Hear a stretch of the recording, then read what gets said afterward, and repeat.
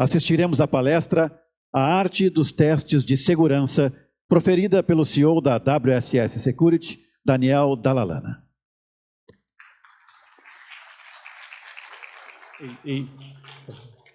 E aí, gente, tudo bom? Bom dia, tudo certo? Depois já foi a introdução das autoridades aqui. Aliás, uma saudação especial aí todo mundo, em especial para o Rodrigo, para o Arthur. Todo mundo vai vir aqui e vai falar isso, né? Rodrigo e Arthur, parabéns e tal. Estava falando para eles, é um esforço muito grande, né, fazer isso tudo. E obrigado, mar de gente aqui, estamos em casa totalmente, aqui na PUC ainda, no Rio Grande do Sul, e com gente da gente, né? Muitas pessoas aqui da rede de comunicação, clientes, parceiros, alunos, alunas, muita gente aqui.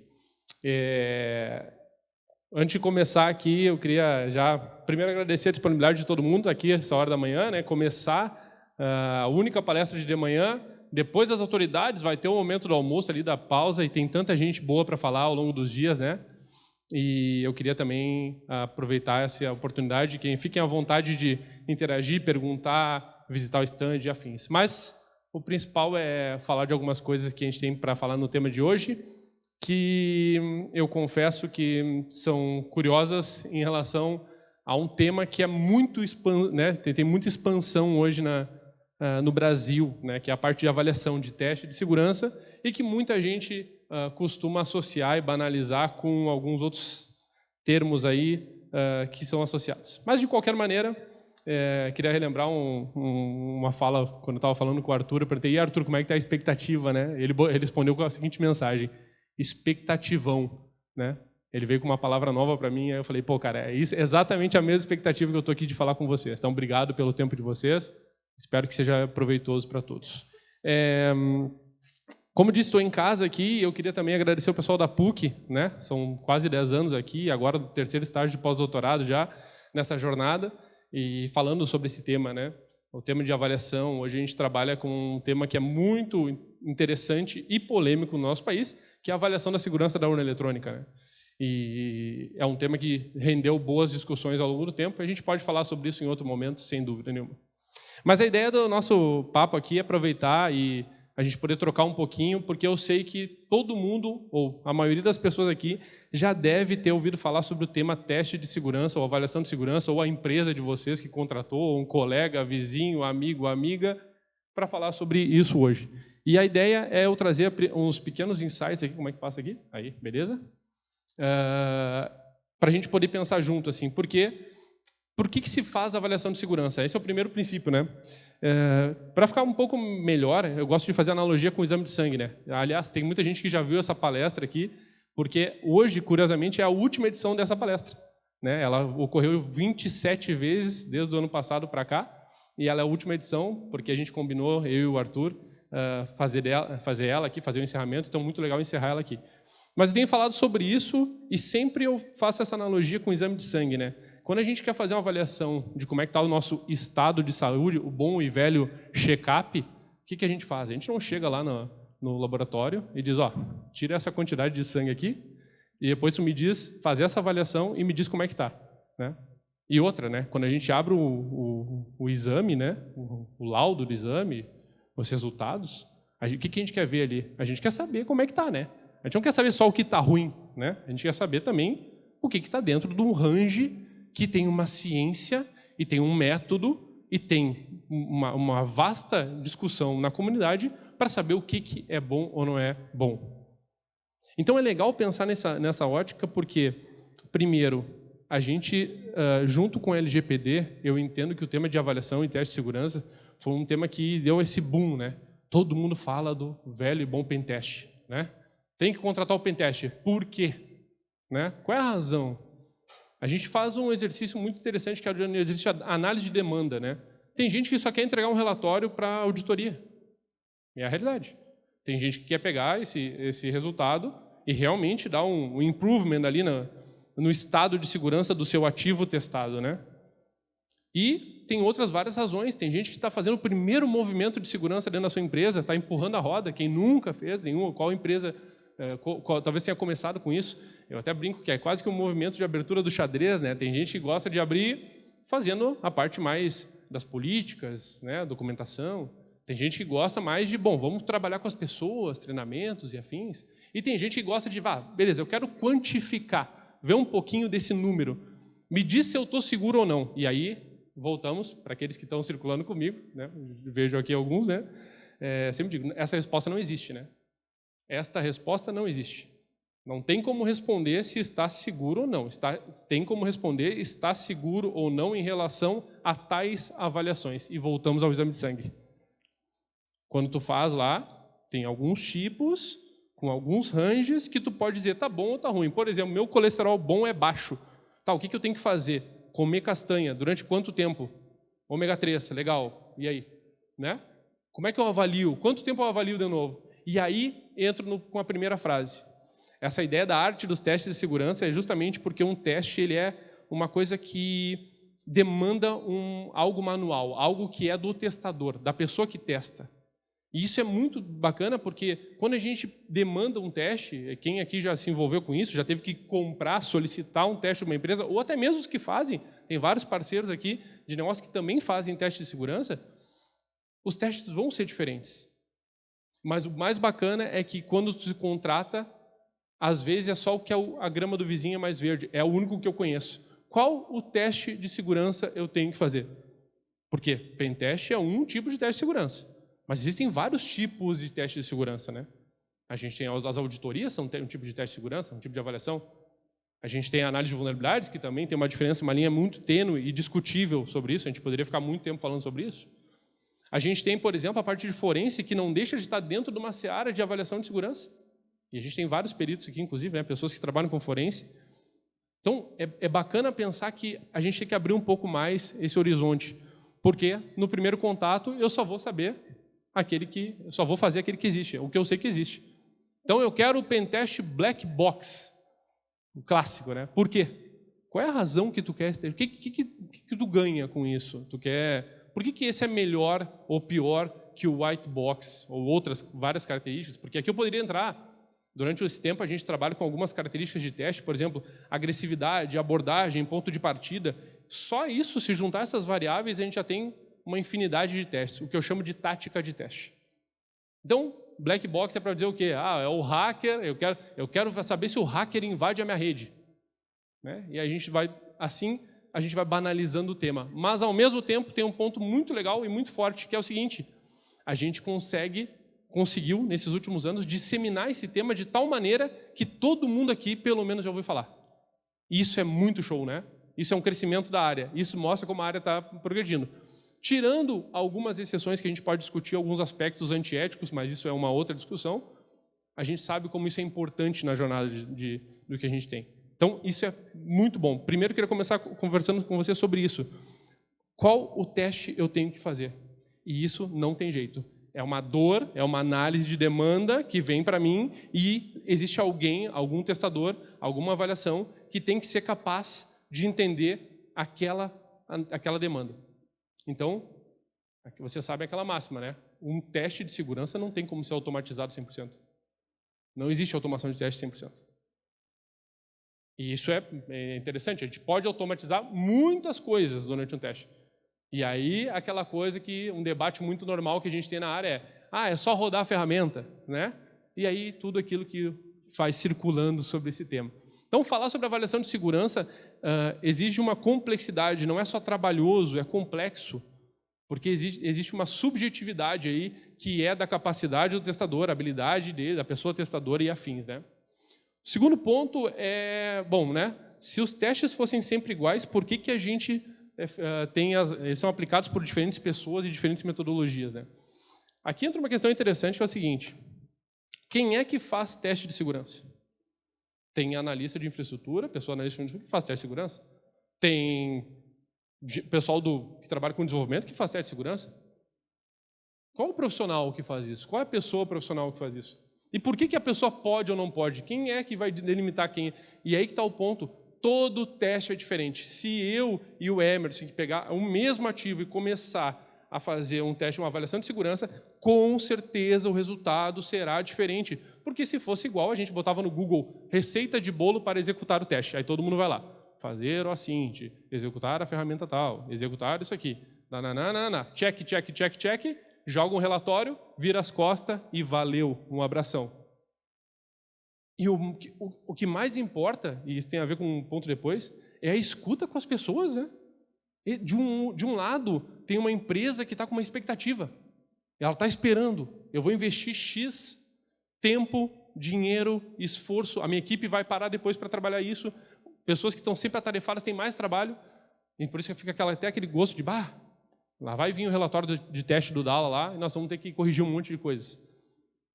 Então, tem que ter uma escuta. A gente fala tanto em pessoas e a gente fica dizendo, bom, beleza, então joga lá no Google lá e vamos resolver. Sou um pentester, né? 47 siglas do lado do nome do LinkedIn. Né? E isso não é uma crítica, é simplesmente o fato de que cada qual vai fazer e vai executar de uma maneira diferente. E isso é muito legal sabermos isso, respeitarmos as diferenças, porque tem várias empresas, inclusive parceiras e clientes, e várias daqui, que fazem teste com diferentes empresas. Isso é saudável também. Super saudável. Não por um efeito comparativo, mas justamente por esse olhar, por essa capacidade. Voltamos ao exame de sangue? A quantidade de sangue que tu tira também vai impactar no resultado, né? Dependendo do tipo de coleta que tu quer fazer. Então é legal fazer essa analogia. E principalmente metodologia, né? E aí eu vou puxar o gancho já com o próximo, eu prometo ser curto aqui, porque o tempo também... Né? Metodologia fala sobre método, né? Quem que usa metodologia própria, não usa metodologia. Metodologia é método, né? Então, é algo que é validado numa comunidade, que foi amplamente testado, que existe, né? Tem algo, né, nesse entorno, né?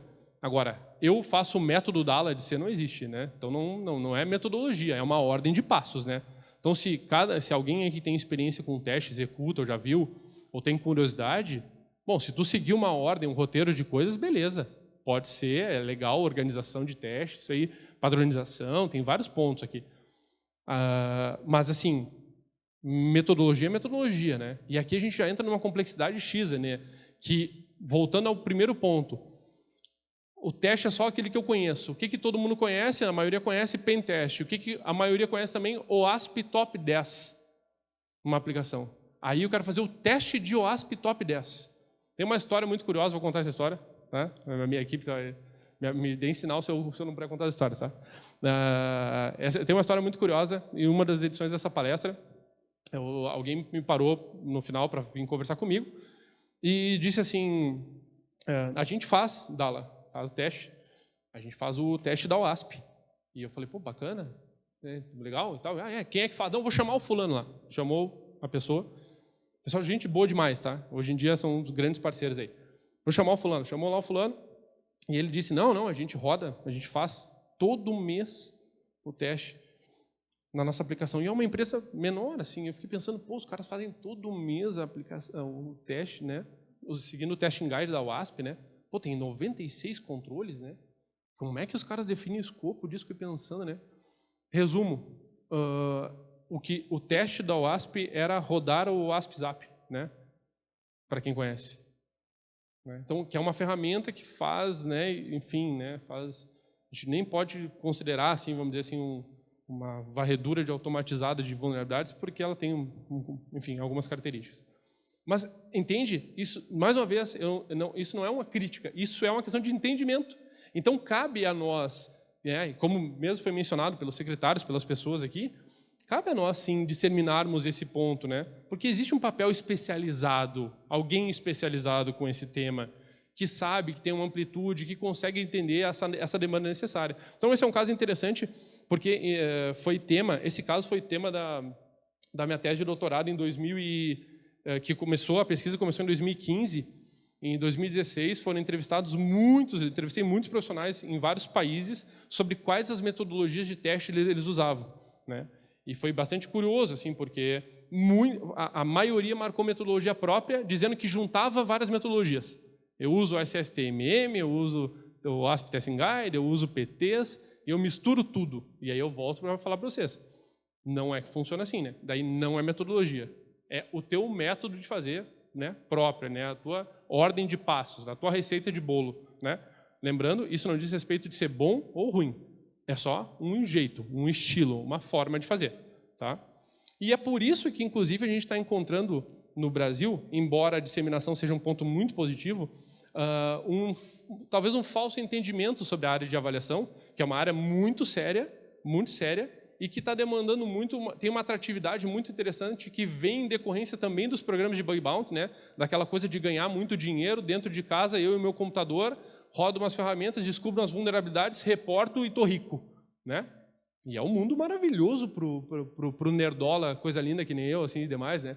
É eu, o computador, dinheiro, invasão, né? E diversão. Meu Deus, lindo. Aí corto, dá uma jogadinha depois, o pessoal, meu time que joga pra caramba aí, pelo menos não estou jogando no horário de trabalho, né? Pelo menos não estou jogando no horário de trabalho, essa é importante.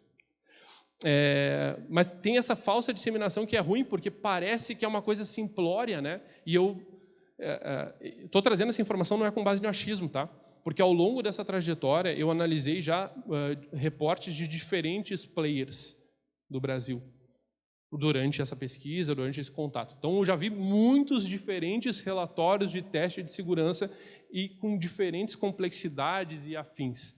E isso casa com o último ponto que eu quero trazer para vocês, que talvez seja o mais importante deles, é que a gente às vezes esquece de observar o negócio, né? E aí, mais uma vez, vem um palestrante aqui, vai falar que a segurança é um negócio. Todo mundo fala do negócio, precisa estar próximo do negócio. A gente entregou ontem, né, 4 relatórios de teste, alguns membros da equipe. Levanta a mão quem está aí assistindo só, que estava ontem às 11 horas da noite vendo isso. Alguém tem? Obrigado, Edu. 11 horas da noite a gente fez uma entrega de 4 relatórios de teste ontem. E eu comunicava para o pessoal, né, o capricho que a gente estava tendo de escrever aquele relatório, né? Por que ali tinha alguns elementos muito importantes que ele tinha que ter? Por que ele seria daquela maneira? Por que nós teríamos a tabela X e aquela descrição no resumo do teste do jeito que a gente escreve? Hoje a gente é muito focado em ter um resumo de teste muito forte. Então, hoje no relatório que a gente produz, só para você ter uma referência, baseado em todas essas pesquisas durante um tempo, eu gosto muito de ter um documento que se tu tirar ele em partes, assim, tu consegue entregar para diferentes pessoas. Tu consegue entregar para o gestor, tu consegue entregar para o desenvolvedor que tem que corrigir, para o pessoal da infraestrutura, e tu consegue ter uma visão lá para a alta gestão. Ó, é isso aqui. Eu gosto desse destrinchar. Eu acho que dá uma solidez e dá uma narrativa interessante. Aí é legal isso, né? Porque a gente fala tanto e está acontecendo tanto, a gente vem entrevistando... desculpa, para quem ainda não conhece, nós temos o podcast da área aí, que é relativamente conhecido, chamado Café Seguro Podcast. Inclusive, algumas pessoas aqui já foram, né? Ricardo Dastes, um grande nome, esteve conosco. Emerson já esteve conosco. O Marcelo Conterato esteve conosco também, aqui, que está aqui. Vários convidados já participaram. E a gente, todo episódio, né? Agora a gente recebeu o Thiago Tasselli ontem, inclusive, ao vivo lá, se vocês podem olhar, se inscrevam no YouTube. Recebeu o Thiago Tasselli lá da Logical, mais uma vez estamos falando de negócio, que tem que estar próximo do negócio, que é a segurança do negócio. E aí, de novo, se está próximo do negócio, de que adianta eu rodar uma ordem, uma lista de ferramentas, uma ordem de passos e entregar um relatório que eu viro as costas e acabou? Fora o caso que não é novidade para ninguém, de resultados de ferramenta, né? Pego o resultado, rodo o scan de vulnerabilidade e entrego pronto o relatório, né? Até diminuiu isso, tá? No passado, não tão distante, né? Não quero falar assim, parece que eu sou o Benjamin Button aqui da segurança, né? Estou falando no inverso aqui, né? Mas há 97 anos atrás, não, brincadeira, não era tanto. Num passado não tão distante, rolava mais essa coisa do entrega direta, né? Não vou falar o nome das ferramentas aqui, mas de vários parceiros nossos aí também, entregavam o relatório direto. Hoje, tem uma mágica que pega o resultado da ferramenta e transforma num relatório bonito, né? O que fica pior ainda, né? E aí eu volto isso, né, gente? Tudo isso não diz respeito a bom ou ruim, certo ou errado. Diz respeito a estilo, a jeito, a abstração, a arte. Por isso a arte dos testes de segurança. Por isso que o teste de segurança não é uma coisa banal, né? Ela é uma coisa que demanda um tempo, não só trabalho, mas complexidade. E essa é a grande diferença que eu falo para vocês, a diferença entre ser trabalhoso e ser complexo, né? É importante a gente entender isso, porque isso vai nos dar uma cara completamente diferente quando, para todo mundo que opera ou que recebe relatórios, porque a gente começa a se aproximar do negócio e entender o seguinte: o que vai acontecer quando eu largar o relatório na mão dele? Essa cadeia, ela é muito importante. Até no grupo do WhatsApp ali do pessoal do POSEC, queria mandar um abraço para o pessoal aí também, teve uma pergunta de alguém que eu achei bem interessante, perguntando sobre como é que se garante, não vou lembrar direito, mas era como é que se garante o cuidado com os dados das informações do teste para as empresas que fazem teste. Então, tipo assim, tem a empresa, tem lá um acordo de confidencialidade, como é que se garante isso, né? Então, é isso, sabe? Não é simplesmente te entregar tá aqui a minha aplicação, faz o teste aí, entrega o relatório e acabou. Tem todo um cuidado por trás dessa jornada, né? E esse cuidado ele é importante porque vai impactar de novo no trabalho e nos negócios. E para finalizar, o que eu queria dizer para vocês, porque nesse sentido a gente consegue entender fechando, né, fazendo um wrap-up aqui dessa jornada, a gente consegue entender o seguinte: se eu vou deixar na mão de uma empresa que tem maturidade, que faz teste todo mês ou toda hora, e tem um time contínuo que está lá corrigindo vulnerabilidade, é coisa linda. O estilo do teste vai ser um, o tipo do teste vai ser um, o relatório vai ser um. Agora, para quem é novo, para quem nunca fez teste, está fazendo a primeira vez, aí tu larga lá determinadas informações que quanto tempo vai demorar para a pessoa corrigir aquilo ou tratar aquela coisa? Tem um caso interessante nesse caso, que teve uma empresa que contratou um teste conosco numa fatia de 2 meses, assim, entre um e o outro, e porque eles queriam corrigir nessa fatia, entre um mês e o outro, a situação, né? E não foi corrigido. E aí eu disse, não faz sentido tu rodar o teste de novo. Né? Só que é engraçado isso, porque isso é um compromisso ético, moral que a gente tem com essa área, que é uma área séria, uma ciência, né? E eu, por ser um amante da computação, eu preciso pregar isso aqui com vocês no sentido, eu brinco até do dalaísmo, né? Eu brinco de falar isso porque é justamente a forma como a gente tem que encarar isso, com seriedade, mas seriedade, assim como disse ontem para a minha equipe, não se trata de brabeza, seriedade se trata de implicação, estar implicado em fazer aquilo ali. E aí sim o relatório vai ser entregue, o teste vai ser bem entregue, vai ser bem consumido para aqueles objetivos que foram trazidos numa demanda de outra pessoa e não tua. Alguém te traz uma demanda, o teste não é teu, o teste é para quem vai para o teu alvo. Isso é muito legal, porque a gente consegue criar uma proximidade e é sobre isso que a gente fala no mundo dos negócios. Não adianta a gente ficar só falando que tem que estar próximo do negócio, próximo das pessoas, porque isso também impacta, por incrível que pareça, impacta no dia a dia de quem trabalha com isso, com quem trabalha na operação. Então é importante a gente ter essa leitura para estar próximo com isso, tá? Beleza? E antes de concluir, eu vou pedir só, antes das perguntas, se vocês puderem ler o QR Code para quem quiser fazer alguma pergunta ou não quer fazer agora, quer escrever para mim. Ali tem um espaço para poder vocês escreverem alguma consideração, pergunta, avaliar a palestra, claro, né? Já que ela é a última edição dela aqui, né?